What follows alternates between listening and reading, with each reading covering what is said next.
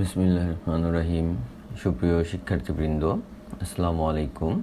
আজকের আলোচনায় তোমাদেরকে স্বাগতম।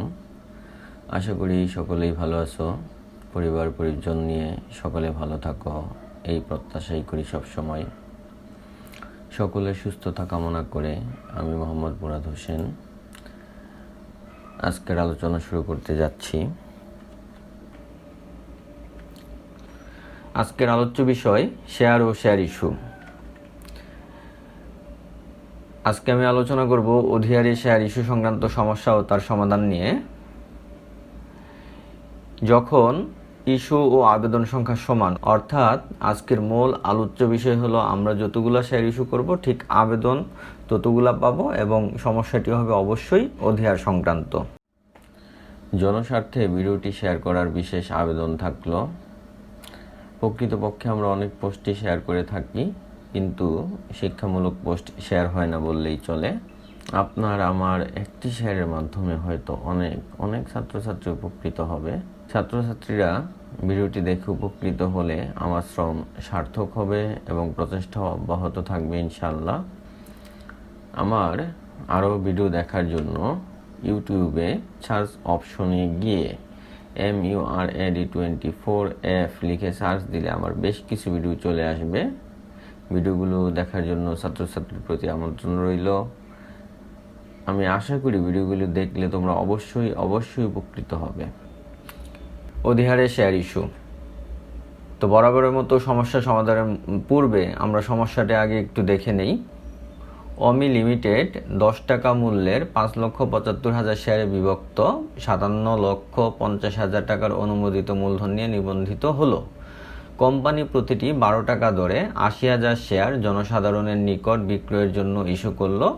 সর্বমোট 80,000 শেয়ারের আবেদনপত্র পাওয়া গেল এবং শেয়ারগুলো যথারীতি বন্টন করা হলো। প্রিয় শিক্ষার্থী বন্ধুরা, একটু খেয়াল করো, আমাদের শেয়ারের অভিহিত মূল্য বা শেয়ারের ফেস ভ্যালু হলো 10 টাকা এবং আমরা সেই শেয়ারটি বিক্রি করব 12 টাকা। তার মানে 2 টাকা বেশি, এই 2 টাকাই কিন্তু অধিহার। আর আমরা ইস্যু করেছিলাম 80,000 শেয়ার এবং আবেদনপত্র পেয়েছি 80,000 শেয়ার। কোম্পানির হিসাব বইতে জাবেদা দাখিলা, ব্যাংক হিসাব এবং আর্থিক অবস্থার বিবরণী প্রস্তুত করো। সমস্যা সমাধানের পূর্বে আমরা অবশ্যই শেয়ার অধিহার সংক্রান্ত জাবেদা একটু দেখে আসব। তাহলে চলো আমরা শেয়ার অধিহার সংক্রান্ত জাবেদাটা দেখে আসি। অধিহারে শেয়ার ইস্যু। শেয়ার আবেদনের টাকা যখন আমরা পাবো, সমহারেও যা অধিহারেও তা অবহারেও তা, এতে এইখানে কোনো পার্থক্য নাই। সমহার, অধিহার, অবহার, অর্থাৎ প্রথম জাবেদা তিনটাই অলমোস্ট সেম। ব্যাংক হিসাব ডেবিট, শেয়ার আবেদন হিসাব ক্রেডিট। টাকার পরিমাণ হবে আবেদনের সংখ্যা গুণ হলো প্রতিটি আবেদন বাবদ জমাকৃত টাকা। ক্রেডিটেও তাই হবে, শেয়ার আবেদনের সংখ্যা গুণ হবে আবেদন বাবদ জমাকৃত টাকা। যখন আবেদনকারীর মধ্যে শেয়ার বন্টন করা হবে এবং এই ক্ষেত্রে সর্বোচ্চ আবেদন সংখ্যা হবে ইস্যুকৃত শেয়ার সংখ্যার সমান অথবা কম, বেশি না। বেশি হলেই ব্যাংক হিসাবটা আসবে, বেশি না হলে আর ব্যাংক হিসাব আসবে না। তাহলে জাবেদা কী হবে? শেয়ার আবেদন হিসাব ডেবিট, শেয়ার অধিহার হিসাব ক্রেডিট আর শেয়ার মূলধন হিসাব ক্রেডিট। তো এইখানে সমহারের সাথে ডিফারেন্সটা শুধু এখানে শেয়ার অধিহার হিসাব ক্রেডিট। যেহেতু আমরা অধিহারে ইস্যু করেছি, অধিহার শব্দটা আসবে এবং অধিহার সবসময় ক্রেডিট এবং এটা হলো দায়। তো শেয়ার আবেদন হিসাব ডেবিট, টাকার পরিমাণ হবে শেয়ার আবেদন সংখ্যা গুণ হলো প্রতিটি আবেদন বাবদ জমাকৃত টাকা। আর শেয়ার অধিহার হিসাব কত হবে? শেয়ার অধিহার হবে শেয়ার আবেদন সংখ্যা ইন্টু প্রতিটি শেয়ার বাবদ অধিহারের পরিমাণ। আর মূলধন হিসাব ক্রেডিট হবে শেয়ার আবেদন সংখ্যা গুণ হলো প্রতিটি শেয়ারের অভিহিত মূল্য। কিন্তু যদি আবেদন সংখ্যা বেশি হয় সেই ক্ষেত্রে কি হবে? সেক্ষেত্রে শেয়ার আবেদন হিসাব ডেবিট, শেয়ার অধিহার হিসাব ক্রেডিট, ব্যাংক হিসাব ক্রেডিট এবং শেয়ার মূলধন হিসাব ক্রেডিট। তাহলে দেখো শিক্ষার্থী বন্ধুরা, এখানে শুধু যেহেতু আমার আবেদন সংখ্যা বেশি এবং বেশি যেহেতু সেই টাকাটা ফেরত দিতে হবে, এই জন্য ব্যাংক হিসাব ক্রেডিট, এটাই বাড়তি আমার। তাহলে টাকার পরিমাণ কি আসবে? শেয়ার আবেদন হিসাব ডেবিট, টাকার পরিমাণ আসবে শেয়ার আবেদন সংখ্যা গুণ প্রতিটি আবেদন বাবদ জমাকৃত টাকা। অধিহার হিসাব আগের মতোই আসবে, ইস্যুকৃত শেয়ার সংখ্যা গুণ হলো প্রতিটি আবেদন বাবদ অধিহারের পরিমাণ।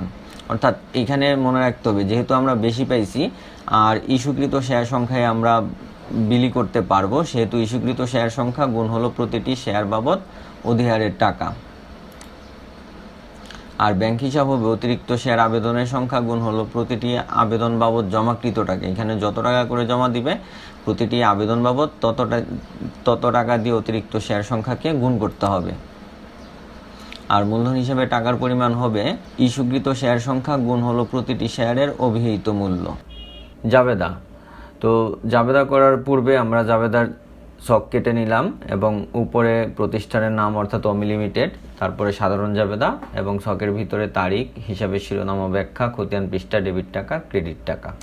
তাহলে সমস্যার মধ্যে ছিল প্রতিটি 12 টাকা ধরে 80,000 শেয়ার জনসাধারণের নিকট বিক্রয়ের জন্য ইস্যু করলো।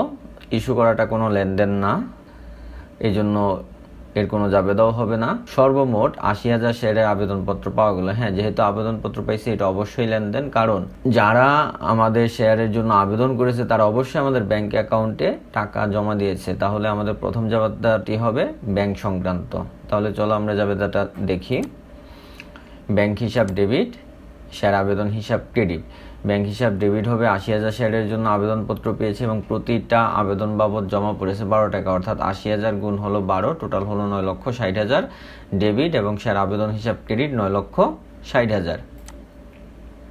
শেয়ার প্রতি 12 টাকা দরে 80,000 শেয়ারের আবেদনপত্র পাওয়া গেল। এর পরবর্তীতে শেয়ারগুলো কি করা হলো, যথারীতি বন্টন করা হলো। যখন আমরা শেয়ারগুলো বন্টন করব তখন শেয়ার আবেদনের টাকা শেয়ার মূলধন হিসেবে ট্রান্সফার করে দিতে হবে, আর যদি অতিরিক্ত কিছু থাকে ফেরত দিয়ে দিতে হবে। তাহলে আমরা ট্রান্সফারের জাবেদাটা দেখি। তো ট্রান্সফার করলে শেয়ার আবেদন হিসাব প্রথম জাবেদায় আমরা ক্রেডিট করেছিলাম, দ্বিতীয় জাবেদায় সর্বপ্রথমই করতে হবে ডেবিট, অর্থাৎ শেয়ার আবেদন হিসাব ডেবিট। এখানে ক্রেডিট ছিল 9,60,000 টাকা, এই 9,60,000 টাকাই ডেবিট হয়ে যাবে। আর ক্রেডিট হবে শেয়ার মূলধন হিসাব ক্রেডিট 8 লক্ষ টাকা, এবং শেয়ার অধিহারের টাকাও ক্রেডিট হবে, শেয়ার অধিহার হিসাব ক্রেডিট 1,60,000 টাকা। ব্যাখ্যা হলো শেয়ার আবেদনের টাকা শেয়ার মূলধন ও শেয়ার অধিহার হিসাবে স্থানান্তর করা হলো। এ পর্যায়ে আমরা যোগফলটা টেনে দেব, যদিও যোগফল নির্ণয় করা বাধ্যতামূলক নয়, তারপরেও যোগফলটা করে দেওয়া উত্তম। তাহলে এখানে যোগফল হলো, ডেবিটের যোগফল হলো 19,20,000 টাকা এবং ক্রেডিটের যোগফল হলো 19,20,000 টাকা। এ পর্যায়ে আমরা ব্যাংক হিসাব প্রস্তুত করব। ব্যাংক হিসাব হলো একটি খতিয়ান। দেখো, খতিয়ান করার জন্য প্রথম জাবেদায় ব্যাংক হিসাব আছে ডেবিট 9,60,000 টাকা, দ্বিতীয় জাবেদায় ব্যাংক হিসাব নাই, তার মানে খতিয়ানে জাস্ট 9,60,000 টাকাই যাবে। তাহলে আমরা ব্যাংক হিসাবটি প্রস্তুত করি। অমি লিমিটেড ব্যাংক হিসাব। বিবরণের ঘরে শেয়ার আবেদন হিসাব, যেহেতু ব্যাংক হিসাব ডেবিট ছিল, ডেবিটে টাকা, এবং ডেবিটে যেহেতু টাকা ব্যালেন্সও ডেবিট হবে 9,60,000 টাকা, এবং এই 9,60,000 টাকা আমার আর্থিক অবস্থার বিবরণীতে চলে যাবে। তাহলে আমরা এই পর্যায়ে আর্থিক অবস্থার বিবরণী প্রস্তুত করব। তো আর্থিক অবস্থার বিবরণী প্রস্তুত করার জন্য সর্বপ্রথম আমাদের ছক অঙ্কন করতে হবে এবং ছকের ভিতরে ও বাহিরে যা যা লেখার সব কিছু লিখে ফেলতে হবে। তাহলে দেখো, অমি লিমিটেড আর্থিক অবস্থার বিবরণী।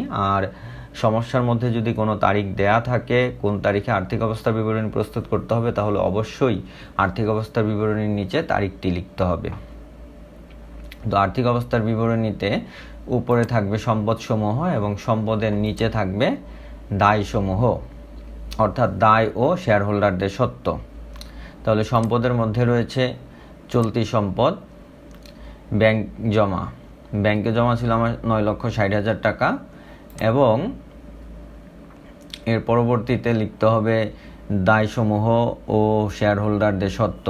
সর্বপ্রথমে লিখতে হবে শেয়ার মূলধন। শেয়ার মূলধনের মধ্যে সর্বপ্রথম লিখতে হবে অনুমোদিত মূলধন। তো অনুমোদিত মূলধন হলো প্রতি শেয়ার 10 টাকা মূল্যের 5,75,000টি শেয়ার। মোট টাকা হলো 57,50,000, যা ডাবল আন্ডারলাইন দিয়ে ক্লোজ করে দিতে হবে। এর পরবর্তীতে লিখতে হবে ইস্যুকৃত, বিলিকৃত, আদায়কৃত মূলধন। ইচ্ছা করলে প্রতিটা আলাদা আলাদা লিখতে পারো। আলাদা আলাদা লিখলে যে এখানে যে প্রতি শেয়ার 10 টাকা মূল্যের 80,000টি শেয়ার, মোট হলো 8 লক্ষ টাকা, এটা ডাবল আন্ডারলাইন দিয়ে প্রত্যেকবার ক্লোজ করতে হবে, কিন্তু শেষের বার যখন আদায়কৃত মূলধন লিখবে তখন আর ক্লোজ করা যাবে না। এর পরবর্তীতে সঞ্চিত উদ্বৃত্ত। সঞ্চিত উদ্বৃত্তের মধ্যে রয়েছে আমাদের শেয়ার অধিহার। তাহলে শেয়ার অধিহারের মধ্যে আমরা টাকা পেয়েছি টোটাল 1,60,000। জাবেদাটা দেখে আসবে, জাবেদার মধ্যেই পাওয়া গেছে এটা 1,60,000 টাকা। তাহলে এখন আমাদের মোট সম্পদের পরিমাণ নির্ণয়ের পালা। মোট সম্পদ এখানে দেখো যোগ করলে দাঁড়ায় 9,60,000 টাকা এবং এইটার নাম হলো মোট সম্পদ। এর পরবর্তীতে আমাদের মোট দায় যোগ করতে হবে। তো এখানে দেখো মোট দায় যোগ করলে এখানেও আসে 9,60,000 টাকা এবং এই 9,60,000 টাকার নাম হলো মোট দায়সমূহ ও শেয়ার হোল্ডারদের সত্ত্ব। তো শিক্ষার্থী বন্ধুরা একটা কথা সবসময় মনে রাখবে যে আর্থিক অবস্থার বিবরণী মোট সম্পদ এবং মোট দায় সবসময় সমান হবে যদি তুমি ভুল না করো।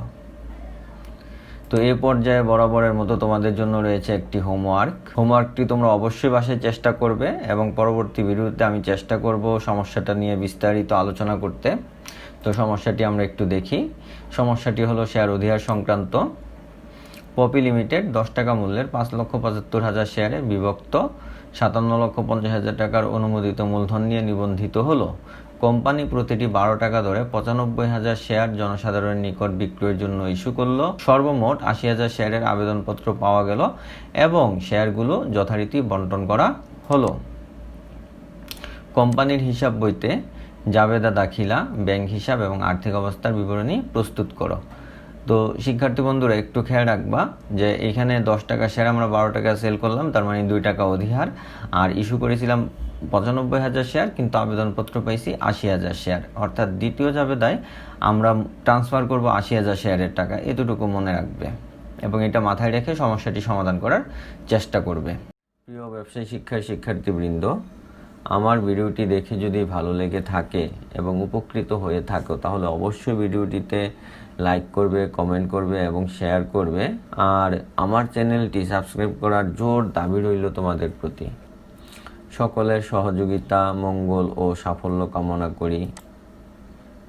মহান আল্লাহ সবাইকে ভালো রাখুন, সুস্থ রাখুন, নিরাপদে রাখুন।